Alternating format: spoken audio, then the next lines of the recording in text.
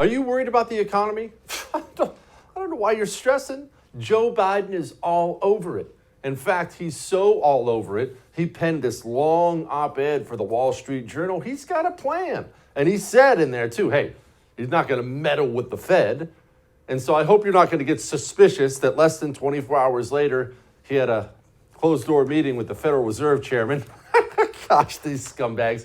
Joining me now, Joel Griffith, research fellow at the Heritage Foundation. Joel, I'm not worried, man. Joe's got a plan.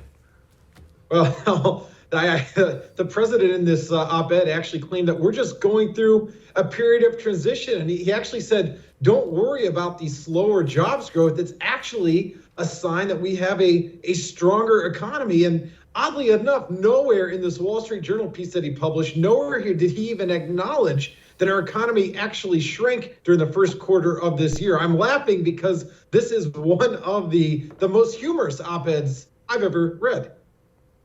Okay, what was so funny about it, Joel? I know you have a piece coming up on Heritage about it. I want people to go read that tonight, but because you've been going line by line, fact-checking this thing, what are some facts he got wrong, Joel?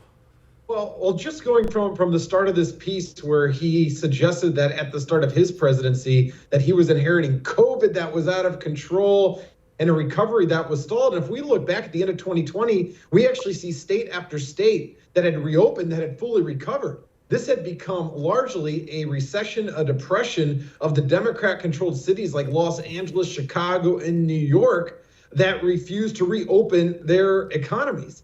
And then for him to claim that we have the best jobs market since World War II, well, if you look at the percentage of the working age population that is either working or looking for a job today, it remains lower than it was before the pandemic. And there's no acknowledgement in this entire op-ed of what's actually caused all of this inflation. The $6 trillion of money printing that has occurred, that's been injected into the economy, there's no acknowledgement that that was a gross mistake. Joel, you're the smart one. I'm clearly not. So I do have to ask.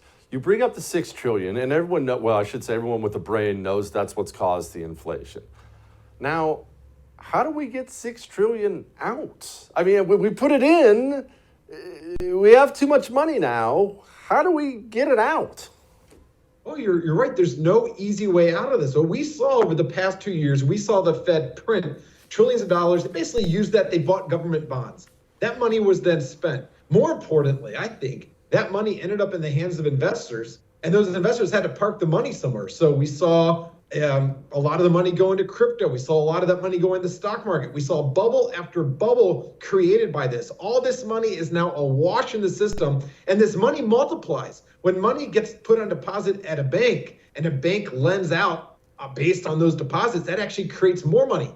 There's no easy way out of this. Either they try to increase interest rates, they try to absorb some of this cash in the economy, or they let the money run rampant. Either way, we are paying for these mistakes, and we're going to pay for the mistakes. The question remains, is Biden or the other politicians, are they going to successfully point the fingers elsewhere? Or is the American public at last going to wake up to what is actually causing our misery? Joe, the strategic oil reserve, I remember when Joe Biden tapped into that. He's going to take care of these gas prices and tap into the strategic oil reserve. Can you tell me what kind of an update do we have on that? How's the reserve doing? How are those gas prices doing, Joel? Well, President Biden loves to throw around these numbers that sound big. He claims, we're releasing 1 million barrels of oil a day from the strategic reserves, and we're going to do this for 6 months.